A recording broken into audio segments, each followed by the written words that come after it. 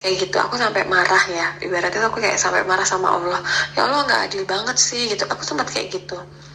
Aku sampai bilang, Allah jahat banget sih sama aku. Kok Allah pilih kasih aku. Bismillahirrahmanirrahim. Alhamdulillahirabbil alamin. Allahumma sholli ala sayyidina Muhammad wa ala ali sayyidina Muhammad. Assalamualaikum warahmatullahi wabarakatuh.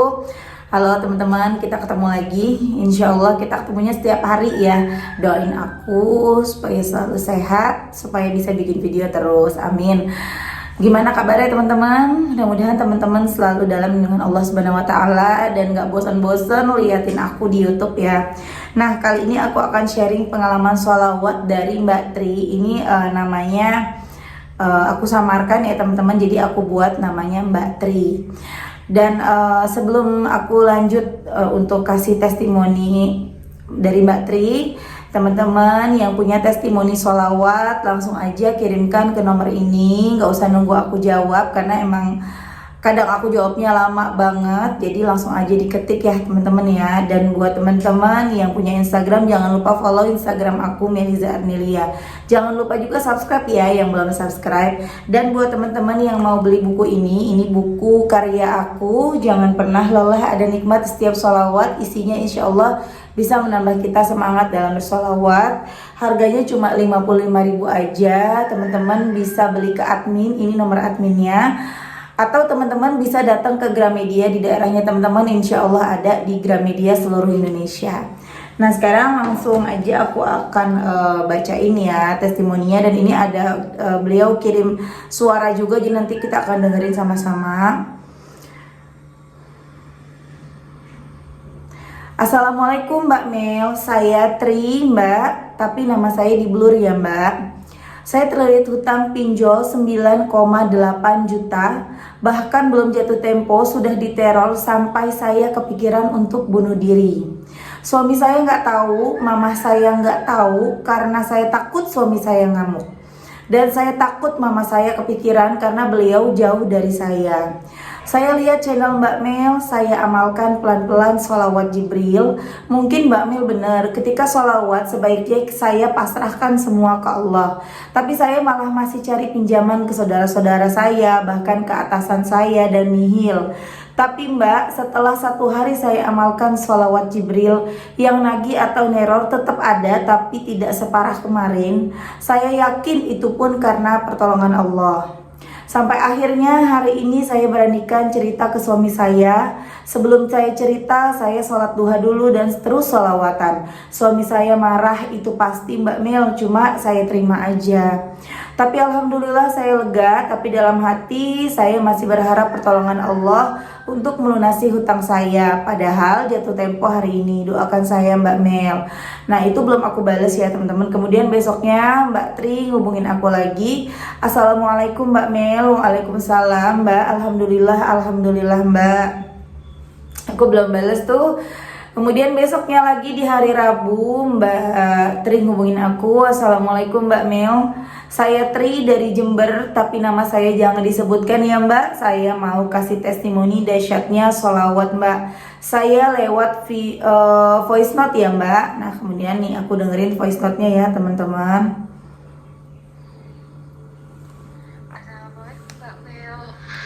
Mungkin tadi udah kenalan ya. Aku sudah memperkenalkan diri lewat chat.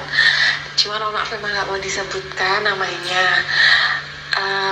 Di sini aku mengasih testimoni mengenai dahsyatnya sholawat Jibril, zikir, dan mengamalkan sholat tepat waktu. Itu luar biasa banget kebaikan Allah yang kayak yang secara nalar manusia tuh kayak nggak mungkin gitu loh Mbak. Jadi kasusku sama seperti teman-teman lainnya, yaitu aku terlilit hutang pinjol. Terlilit hutang pinjol dari bulan November 2021, sekitar pertengahan ke akhir kalau nggak salah. Saya memang punya gaji waktu itu. Ya mungkin teman-teman yang pernah terlilit hutang pinjol pun tahu ya sistemnya si pinjol itu seperti apa. Kayak yang uangnya tuh cairnya 900 tapi kita balikinnya 1.500.000 kayak gitu terus. Akhirnya kan kita gali lubang tutup lubang terus ya.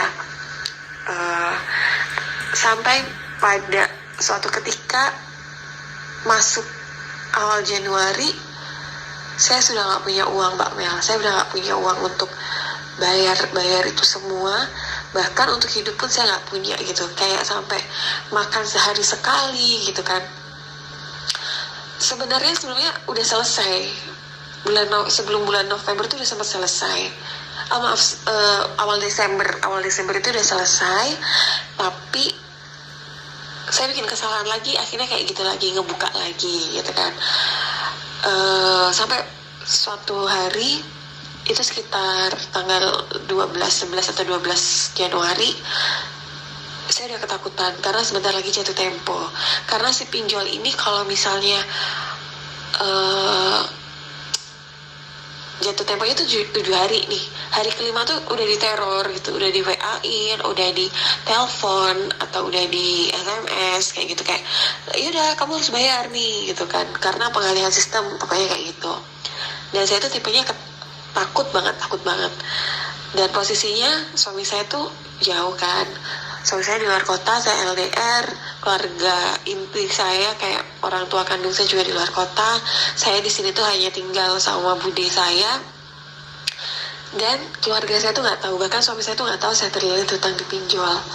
Sampai saya tuh ya Allah, ini saya gimana ngelunasinnya, saya takut gitu, saya pengen nyelesain kayak yang aduh kayak mending saya minjem uang ke bank, nggak apa-apa deh gitu kan, besar sekalian, yang penting utang saya lunas.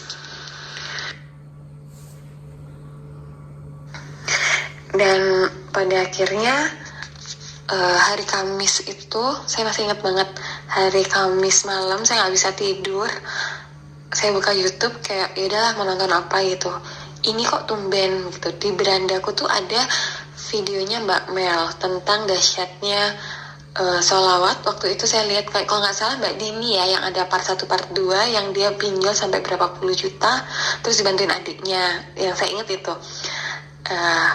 Terus saya nonton nih gitu. Akhirnya saya cari video-video yang lain, dan rata-rata semuanya tentang hutang. Ada hutang pinjol, ada hutang-hutang yang lain, ada yang dalam semalam 11 juta, 15 juta, 20 juta, berapa puluh juta tuh kayak langsung dimudahkan gitu kan sama Allah.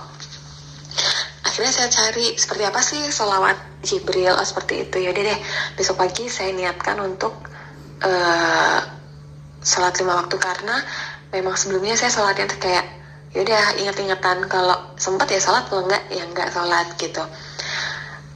Dan waktu hari Jumat itu bener aja, itu hari kelima saya udah di WA sama pinjol-pinjol ini. Jadi total itu saya ada 5 pinjol, totalnya 9.800.000 gitu kan.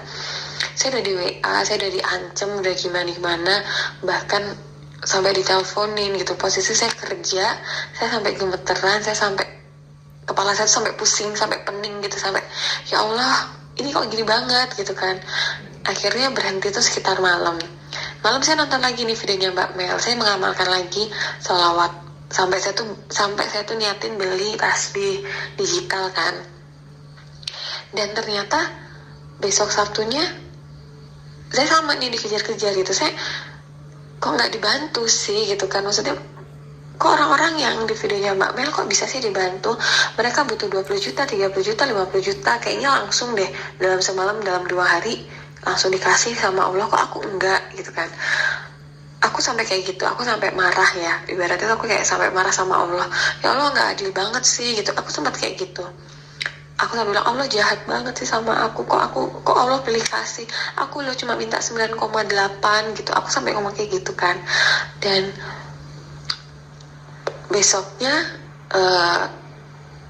masih malam minggu itu, hari Sabtu malam saya nonton lagi videonya Mbak Mel, dan kayak saya tuh baru mereka yang dibantu sama Allah itu ketika mereka sudah jujur sama keluarganya.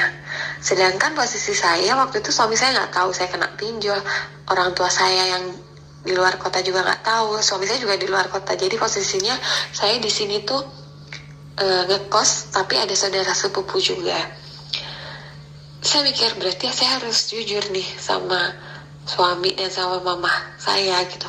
Saya nggak bisa, saya takut gitu, saya takut banget untuk jujur karena saya tahu suami saya pasti marah banget. Tapi saya nonton lagi videonya Mbak Mel. Di situ Mbak Mel selalu bilang, ya udah terima resiko. Kalau dimarahin pasti marah, terima aja, itu memang resikonya gitu kan. Oke, hari Minggu ini hari jatuh tempo. Saya nggak punya uang sama sekali. Bahkan saya pinjam ke saudara saya itu, saya cuma dapatnya 500.000. Dan Sabtunya, kemarinnya, saya lupa sampai kelewat. Sabtu pagi itu saya dengan nekat ngechat WA direktur tempat saya kerja. Saya ceritain kalau saya kena pinjol, saya ceritain saya takut diteror segala macam. Beliau tanya butuh berapa nominalnya, kan seneng ya Mbak Mel, alhamdulillah ditanya nih butuh berapa. Saya bilang saya butuh 10 juta. Nggak dibalas lagi, balas-balasnya tuh baru malam. Beliau cuma bilang saya arahkan ke bank aja ya Mbak. Beliau cuma bilang gitu. Itu kayak langsung yang astagfirullahaladzim. Di situ kan saya baru marah sama Allah, kayak ya Allah, saya cuma minta 10 juta kok kayaknya susah banget sih. Kok orang-orang yang ada di video Mbak Mel itu kok ada sampai 20, 25 tuh kok gampang banget gitu. Baru kan di situ saya nonton lagi, ternyata harus jujur sama keluarga dan pasangan kita. Agak sedikit takut ya Mbak Mel ya gitu. Akhirnya hari Minggunya itu saya mengumpulkan keberanian saya bilang sama suami saya, marah iya pasti marah, berantem pasti berantem, itu udah pasti, apalagi posisinya juga jarak jauh.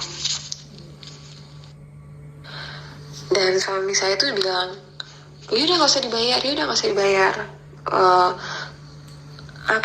ganti HP gini. Saya bilang saya nggak mau gitu, saya harus menyelesaikan ini karena saya nggak mau diteror, nama saya juga jadi jelek, saya nggak mau berantem. Akhirnya saya juga mengumpulkan keberanian untuk cerita sama adik kandung saya, karena memang saya cuma punya adik kandung, suami sama mama saya gitu kan. Saya cerita sama adik kandung saya, iya sama, saya dimarahin, saya ditanya kok bisa minjemnya sampai segitu, padahal sebenarnya saya butuhnya 2 juta. Akhirnya membengkaknya tuh sampai 9,8 itu ya karena kalau pinjol itu kita ngajuinnya 1.500.000, cairnya 900, ya bayarnya 1.500.000 gitu kan. Jadi yang kayak saya minjemnya, saya cuma butuhnya 2 juta, akhirnya saya harus ngembaliin itu 9,8 tuh untuk gali lubang tutup lubang. Adik saya marah sampai ternyata beberapa pinjol itu sudah telepon mama saya. Padahal saya tuh nggak telat sama sekali Mbak Mel. Itu hari jatuh tempo saya gitu kan. Mama saya tuh nanya ke adik saya bilang nggak tahu tuh telepon dari mana gitu kan. Adik saya cerita. Di situ saya tuh mencoba lagi sholawat sama Allah, karena sebelum saya cerita ke suami dan ke adik, saya sholat duha dulu. Saya minta sama Allah, kayak kalau memang mereka marah ya udah marah apa-apa, cuma saya minta lebih lemah lembutkan lagi di hati mereka, kuatkan hati saya gitu. Kalau misalnya saya dimarahin ya dikuatin gitu loh Mbak Mel. Sampai hari Minggu itu saya nggak ada kabar apa-apa, saya nggak punya uang sama sekali. Saya akhirnya cuma bisa bilang sama Allah waktu itu sholat isya kalau nggak salah pulang kerja, ya Allah, besok yang terjadilah, terserah Allah aja gimana. Aku udah pasrah, aku udah nggak tahu ya Allah harus gimana. Kalau dataku disebar, semua kontakku ditelepon, ya udah, gak apa-apa, terserah Allah sekarang gimana, enaknya gimana, baiknya gimana, aku pasrah. Di situ saya juga minta ampun sama Allah, saya minta ampun sama kesalahan-kesalahan saya ke orang tua saya, ke suami saya minta ampun gitu. Saya baru bisa tidur itu sekitar jam 2 malam. Kayak untuk mengawali hari besok tuh saya berat Mbak Mel. Sampai saya tuh sering kepikiran, saya pengen mati aja, saya pengen bunuh diri. Sampai kayak gitu kan. Hari Senin itu mulai lagi Mbak diteror.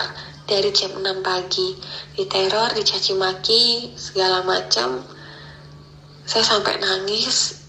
Dan ternyata mama saya tahu karena adik saya nyeritain, karena mama saya terus ngedesak, ini kok ada yang nelfonin mama gitu kan. Akhirnya adik saya cerita ke mama, kita telepon bareng-bareng. Iya, dimarahin lagi saya sama mama saya, pastilah dimarahin lah Mbak intinya. Saya minta maaf sama mama saya minta maaf lagi sama adik saya minta maaf lagi sama suami saya. Saya kan sering ceritanya sama sepupu saya yang di sini ya, yang di kota tempat saya tinggal. Sepupu saya bilang gini, kamu minta surat domisili sambil kamu tanya lagi nih ke direktur kamu, persyaratan untuk ngajuin ke bank itu apa? Karena waktu hari Sabtu kemarin saya nggak mengiyahkan ke direktur saya kalau saya mau pakai bank gitu. Akhirnya saya WA direktur saya itu sekitar jam 10 sambil saya terus bersolawat Mbak Mel, karena menurut saya Allah tuh juga udah baik banget gitu. Suami saya marah tuh saya lebih kuat gitu. Suami saya akhirnya ya udahlah, udah terjadi mau gimana lagi. Saya tetap sholawat sambil saya WA direktur saya. Saya tanya, kalau untuk persyaratan pengajuan pinjaman bank ini saya harus tanyanya ke siapa? Dan waktu itu kan posisinya saya lagi mau bikin surat domisili kan, saya lagi ke RT RW, jadi saya nggak buka HP.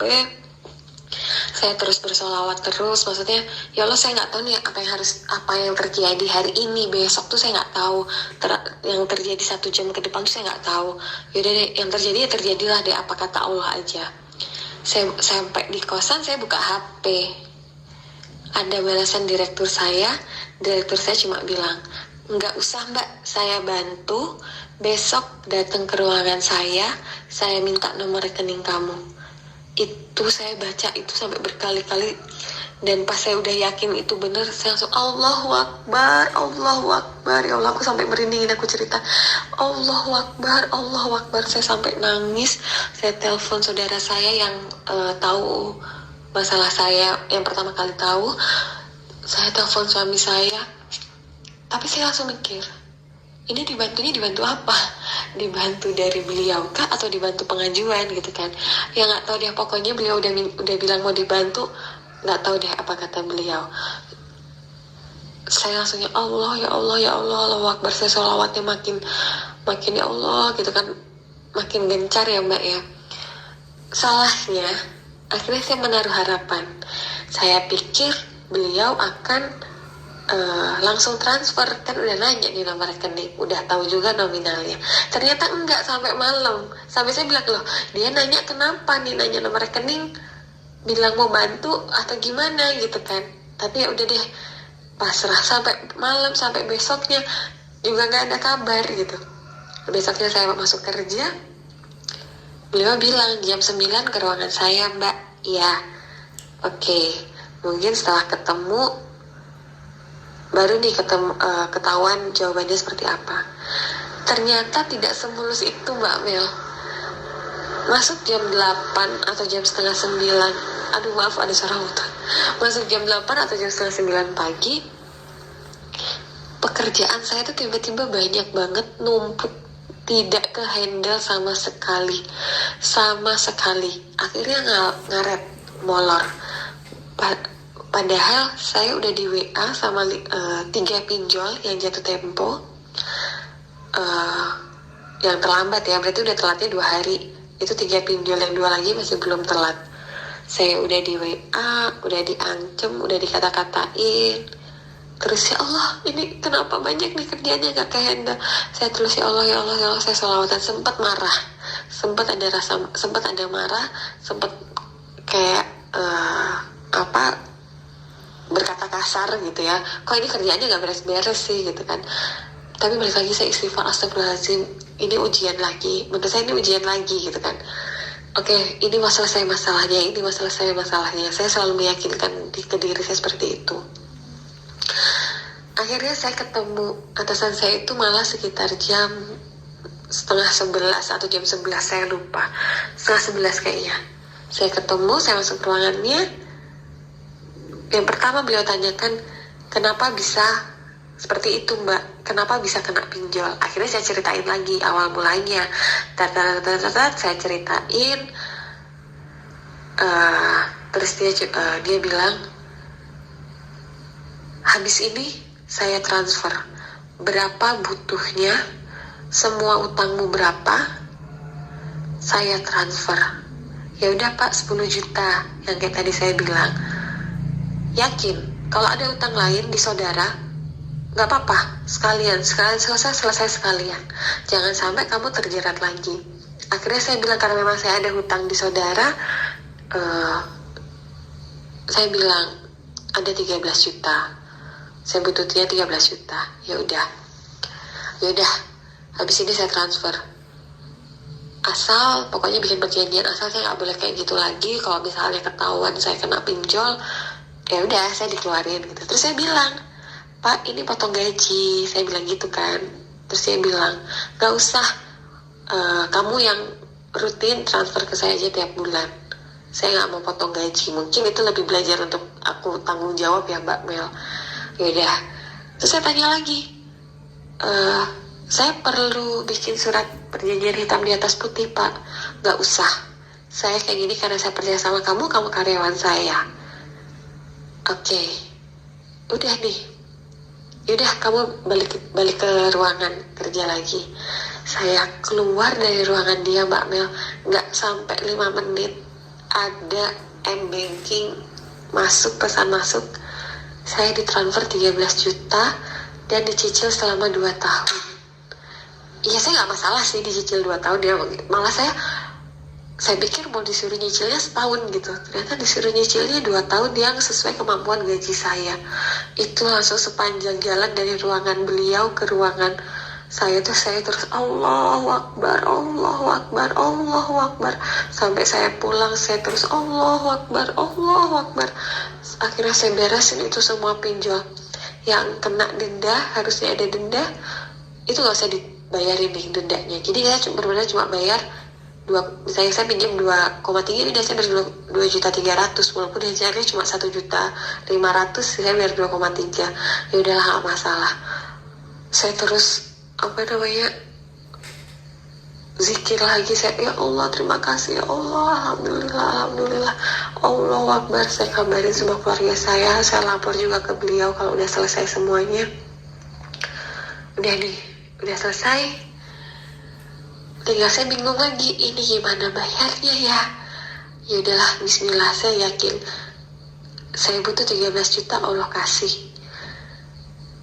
Nyicil tiap bulan tuh pasti dikasih, pasti dikasih. Percaya, saya langsung, ya Allah, saya percaya sama Engkau.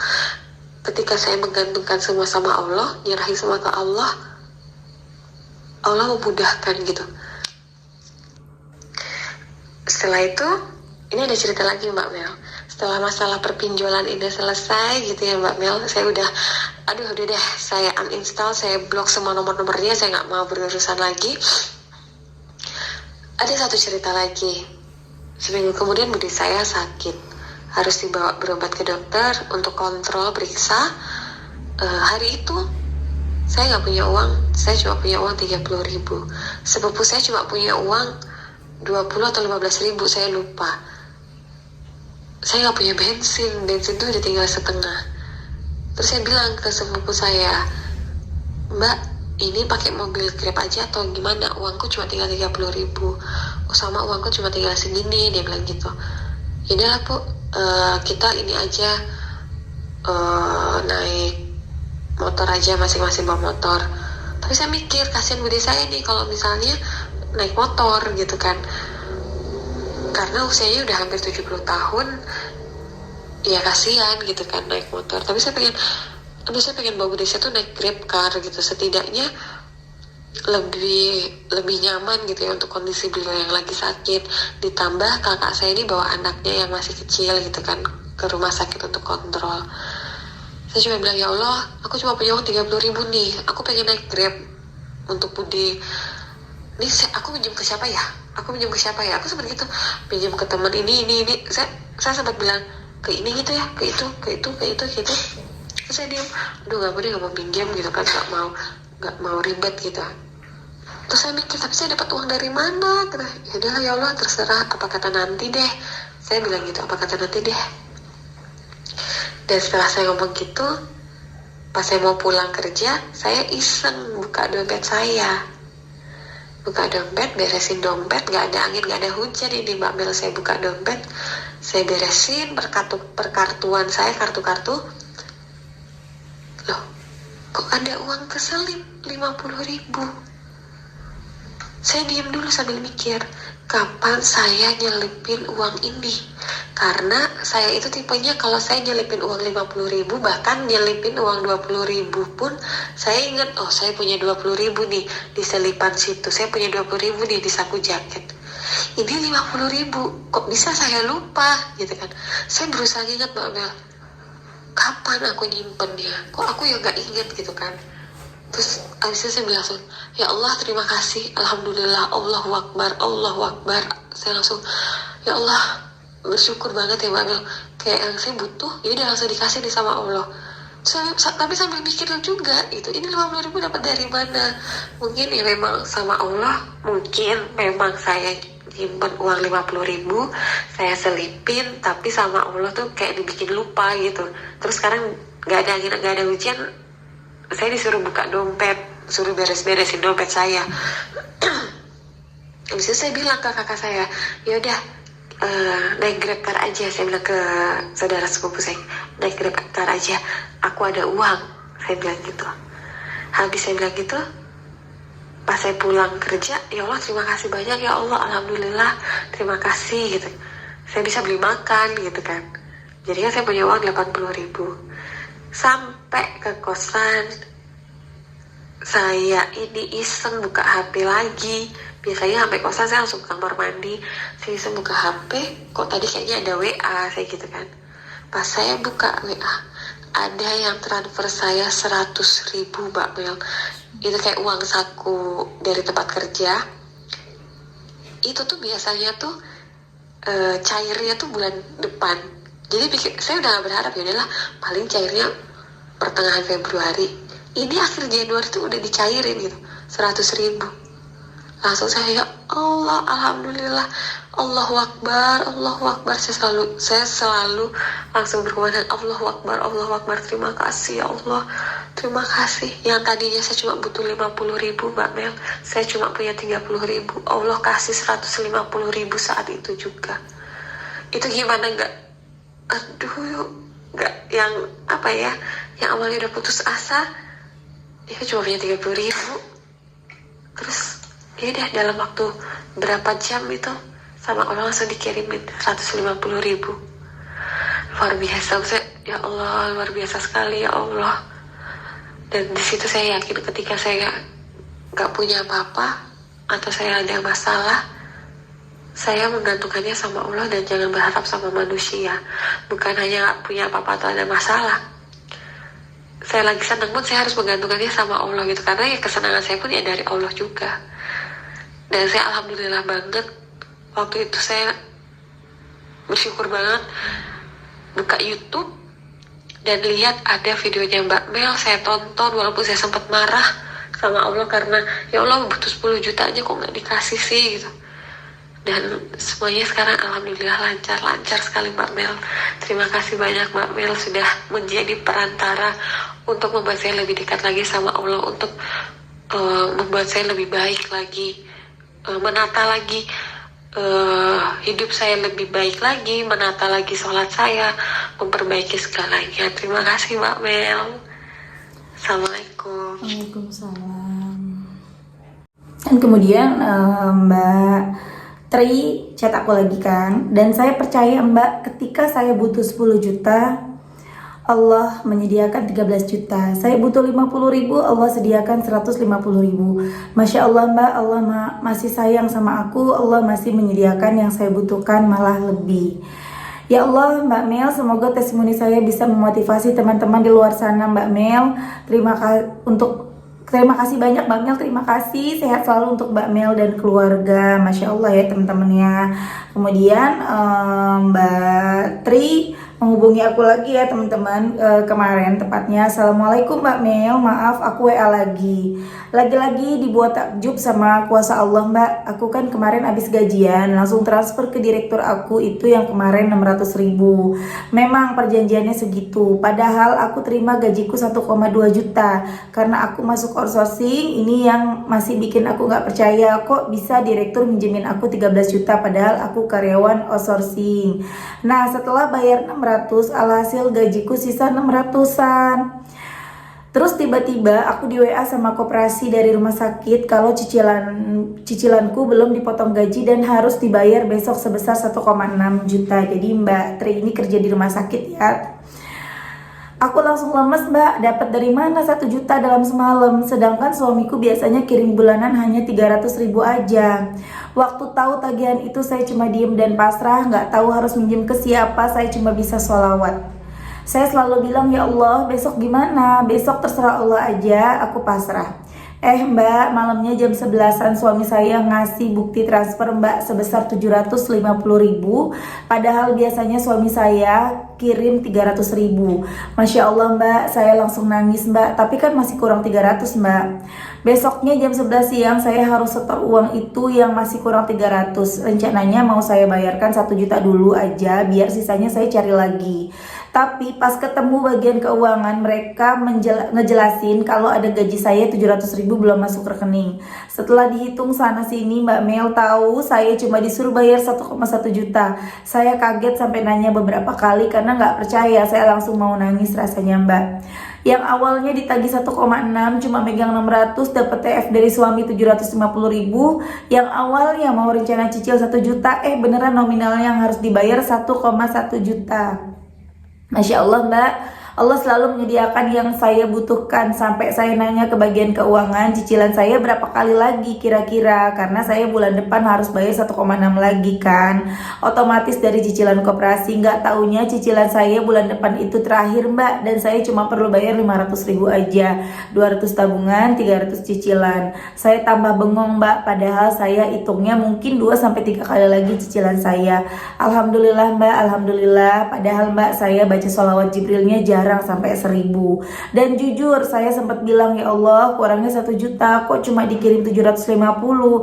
Tapi saya buru-buru minta maaf karena kurang bersyukur. Nggak taunya yang harus dibayar ya emang cuma 1,1 juta aja. Walaupun saya cuma megang 200.000, tapi saya yakin Mbak, Allah akan mencukupkan kebutuhan saya. Terima kasih ya Mbak Mel sudah mau baca testimoni saya yang selanjutnya ini. Masya Allah teman-teman, ya itu tadi testimoni dari Mbak Tri. Panjang ya kali ini testimoni kita, sampai ini aja di aku udah 32 menit. Ya Allah, dahsyat banget teman-teman yang pada punya utang. Jangan pada khawatir, teman-teman tuh punya Allah, kita punya Allah. Allah tuh kaya banget, Allah tuh besar banget, Allah itu hebat banget.